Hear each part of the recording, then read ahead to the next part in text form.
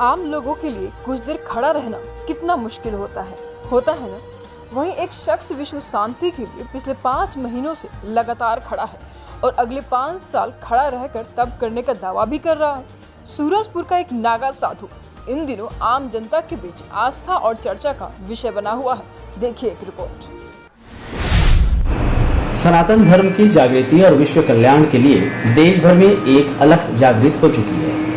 इसी कड़ी को आगे बढ़ाते हुए पिछले 5 महीने से एक नागा साधु खड़े होकर तप करने में लगे हुए हैं, जो आस्था का केंद्र बना हुआ है। झूले के सहारे खड़ा यह शख्स दौलतगिरी नागा साधु है, जो सूरजपुर के नमदगिरी गांव में पिछले 5 महीनों से रेणुका नदी के तट पर स्थित शिव मंदिर प्रांगण में लगातार खड़े होकर तपस्या कर रहे हैं। इनके इस तपस्या का उद्देश्य सनातन धर्म की जागृति और विश्व शांति है।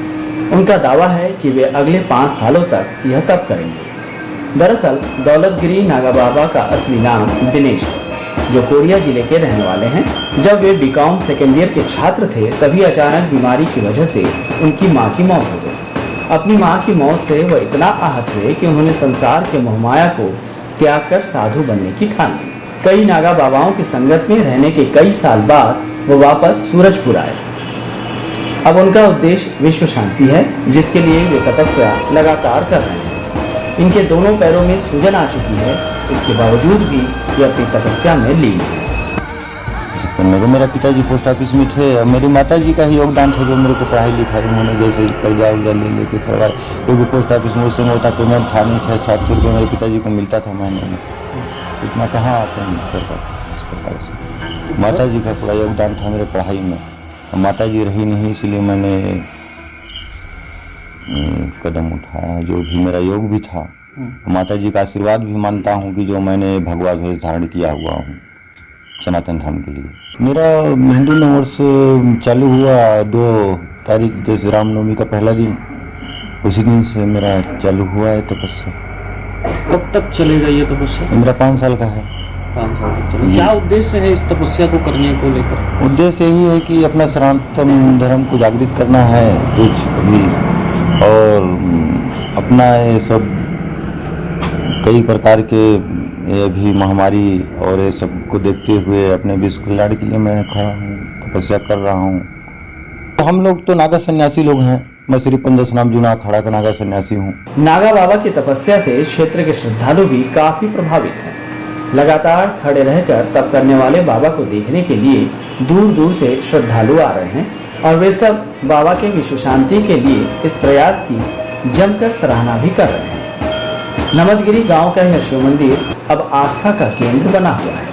यहाँ इतना दिन से बाबा जी हमारे ग्राम रुनियाडी में आए, जब से तप कर रहे हैं, लोगों में भक्ति भावना जाग रही है और हमारे गांव और विश्व कल्याण के लिए इन्होंने संकल्प लिया हुआ है।